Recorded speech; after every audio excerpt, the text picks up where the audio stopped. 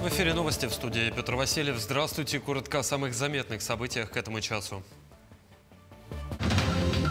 В Якутии перед судом предстанет судоводитель, допустивший в состоянии наркотического опьянения столкновение двух суден на воздушной подушке. Расскажем подробности. Начинается поэтапное снижение грузоподъемности на ледовых переправах республики. Узнаем, насколько и в какие сроки. В училище Олимпийского резерва состоялась презентация книги мастера спорта Николая Константинова. Издание содержит советы тренерам, студентам и преподавателям.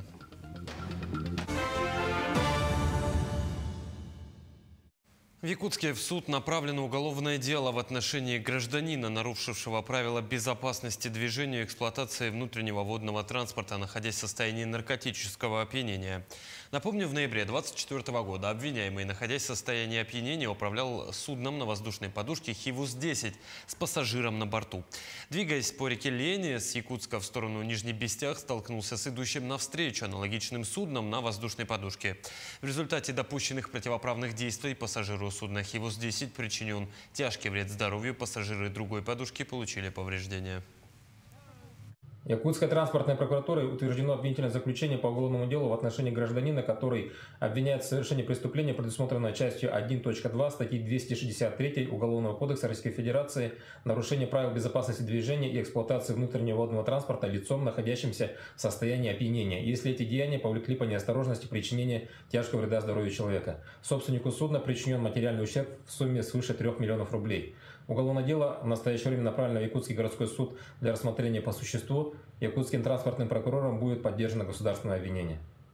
В Якутии на автодорогах Вилю и Колыма с 3 апреля снизят грузоподъемность до 30 тонн. Речь идет о ледовых переправах через реку Лену по направлению Якутск-Нижний Бестях, через реку Вилюй у сел Верхневилюйск Верхневилюйского района, Кюндядя-Нюрбинского, Сунтар и Крестях-Сунтарского, а также через реку Алдан. Следующее снижение до 20 тонн запланировано на 10 апреля. Также с этой же даты вводится и поэтапное снижение грузоподъемности на сезонных автодорогах в северных и арктических районах.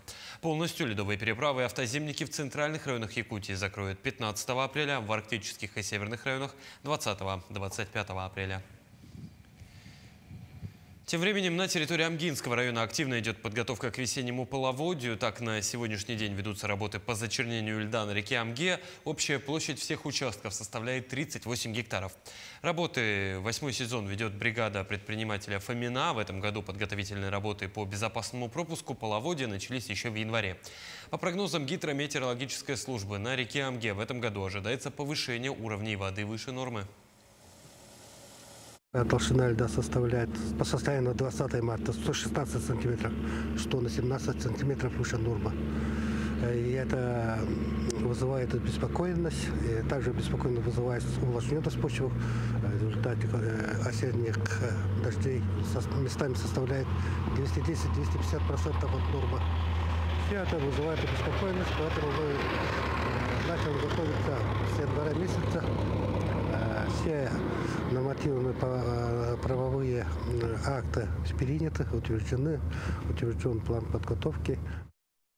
В рамках спецпроекта «Весна на НВК» наша съемочная группа побывала в Тампонском районе, в частности, в поселке Джибарики-Хая. Чем живет и дышит сейчас поселок, знает моя коллега Даяна Федорова. В окружении удивительной природы, характерной для Якутии, с ее бескрайними лесами, реками и горами, находится поселок Джибарики-Хая. Здесь население около 1000 человек. Когда-то этот населенный пункт был полон жизни и надежд, но сегодня он сталкивается с серьезными проблемами, которые волнуют его жителей. Шахта Джибарики-Хая своими производственными показателями гремела в стране. Сюда за опытом приезжали многочисленные делегации со всего Союза. Шахта была основным бюджетообразующим предприятием района. До 2017 года в поселке проживало около 6000 человек. На сегодня по факту 450. На отток населения повлияла и трудная транспортная логистика. У нас с середины апреля и до конца мая. Мы бездорожье у нас, поэтому загружаем, затариваем, все привозим, стараемся для людей как-то, потому что сейчас у нас другая обстановка, столовой у нас нет. Проблема, с которой ежедневно сталкиваются многие жители поселка в быту – это угольная пыль. Но работу промышленности не приостановишь, а системы очистки отходов нет. По словам местных, здоровье жителей стремительно ухудшается, а в больнице дефицит медицинской техники. Очень много хронических больных, очень много пожилых регрессников, которые здесь до сих пор живут. Здесь у нас аппаратуры практически нету в больнице. Когда-то развивающийся, полностью благоустроенный поселок Шахтеров с современными объектами соцкульбыта сейчас переживает не очень хорошие свои годы. Центр культуры и досуга 69-го года постройки. Капитального ремонта не было с момента строительства. В учреждении культуры расположились клуб, актовый зал и библиотека. Ремонт частично мы сами своими средствами делаем, но с каждым годом усугубляется только у нас положение. Мы хотели бы сделать ремонт, утеплить здание, чтобы к нам больше народу ходило. С прошлого года в поселке внедрен механизм умного сжатия по сокращению пустующего жилого фонда. Этот пилотный проект пока запущен только в Джибари-Кихая. 16 квартир готово. Под замок уже могут зайти и жить. А так сходу работу все завезено, завозили материал на весь объем работы. Поселок является горнодобывающим центром. Угольный разрез, ранее шахта, на протяжении 84 лет обеспечивает теплом многие районы Якутии. В период летней навигации уголь доставляется по реке, а зимой по автозимнику. Угольное предприятие – это градообразующее предприятие, но хотелось бы, чтобы они поактивнее как-то участвовали в помощи к нам. Председатель правительства в 2021 году приезжал к нам, дал поручение, но, к сожалению, до сих пор соглашения никакого нет. Это была бы нам большая поддержка и помощь. Несмотря на богатые запасы угля, которые когда-то обеспечивали процветание всего Тампонского района, сегодня поселок Джибари-Кихая испытывает острый дефицит средств и внимания для решения насущных проблем. Даяна Федорова, Виктор Дьячковский, Джибари-Кихая, Тампонский район. Глава Якутии провел рабочую встречу с директором Русского драмтеатра. Как сообщил в своем телеграм-канале Айсен Николаев, основной темой встречи с Александром Лобановым стала подготовка к 135-летнему юбилею театра в 2026 году. А директор театра, в свою очередь, рассказал о будущей постановке спектаклей «Бег» по Булгакову. Основные вопросы, которые были подняты, это приближающийся наш юбилей. Это 135 лет нашему театру, который состоится в 2026 году. Праздновать мы собираемся 6 июня. Естественно, мы будем отмечать новым спектаклем. Это будет постановка по Булгакову. Это будет «Бег».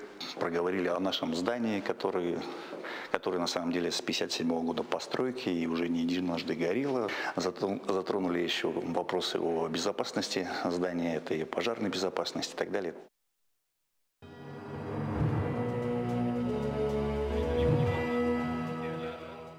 В Хангаласском районе прошел третий форум депутатов представительных органов, приуроченный к 80-летию Победы в Великой Отечественной войне и 110-летию со дня рождения писателя-фронтовика Исаи Никифорова.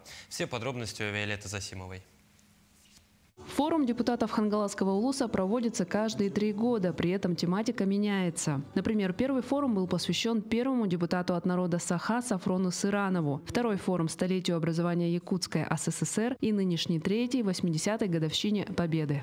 Мы создаем площадку, условия для дискуссии, обсуждения актуальных вопросов, которые сегодня стоят. И цель форума третьего депутата Хангаласского улуса – это сохранить память того подвига советского народа, который победил в Великой Отечественной войне фашизм. После открытия форума участники распределились по нескольким тематическим секциям. Одна из них называлась «Время героев» и была посвящена участникам спецоперации. Работа секции началась с рассказа о подвиге земляка Петра Киприянова, посмертно удостоенного звания Герой России. Далее обсуждались такие темы, как защита прав участников СВО, их психологическая реабилитация и так далее. Среди участников секции присутствовал вице-спикер парламента Якутии Александр Подголов, который также курирует в Илтумене вопросы, касающиеся участников спецоперации. Потому что я уже здесь был не раз, И я встречался и с участниками СВО, и с работниками Фонда защитника Отечества. И мне хотелось бы и послушать, может быть, будут заданы вопросы, может быть, какие-то интересные тенденции существуют по работе с участниками, с помощью семьям. Очень много у меня надежд вот на эту секцию. Следующая секция проходила на базе Краеведческого музея и была посвящена 110-летию писателя-фронтовика Исая Никифорова, родом из села Кытылджура. Здесь же была развернута экспозиция, состоящая из уникальных личных предметов писателя, рукописей, писем и других материалов. Говоря о письмах, работники музея реализовали проект «Фронтовые письма», в рамках которого были озвучены и представлены 6 писем Исая Никифорова, 5 из них на якутском языке и 1 на русском. Любимая жена Аня, привет из фронта. Тебя и сына ваш отец любит по-прежнему. Форум депутатов длился целый день. Также работали секции в зданиях библиотеки и администрации. В завершении мероприятия участники внесли предложения и приняли резолюцию. Виолетта Засимова, Хангаласский улус. В училище Олимпийского резерва состоялась презентация книги Николая Константинова. Автор, мастер спорта СССР и заслуженный тренер Якутской автономной Советской Социалистической Республики посвятил книгу методикам обучения вольной борьбе. Издание содержит советы тренерам, студентам, преподавателям и руководителям министерства по дальнейшему развитию подготовки в спорте. Также в книге Николай Константинов делится мыслями, как воспитать юношу с малых лет. Издание включило в себя 132 совета и 5 разделов об истории спорта Якутии. Сама же конференция собрала любителей спорта и почитателей таланта известного тренера. Книга имеет 256 страниц, значит, цветная, обложка твердая, ну, качественная, скажем. Ну, там где-то 526 фотографий, схем, таблиц, которые вот, только рассказывают о вольной борьбе. Ну, там сказать, что маленькие советы, да, для тренеров, для студентов, для преподавателей. Состоялось торжественное открытие первенства Дальневосточного федерального округа по волейболу среди юношей и девушек 2007-2008 годов рождения. Столица республики принимает сильнейшие команды Хабаровского и Приморского краев, Сахалинской и Магаданской областей, а также Бурятии и Якутии. Отмечу, что соревнования – это отборочный этап летней спартакиады молодежи. На кону право представлять Дальний Восток на всероссийском уровне. Игры проходят, напомню, по круговой системе до 3 побед в каждом матче и продлятся до 5 апреля. Наши корреспонденты следят за развитием событий. Увидимся чуть позже.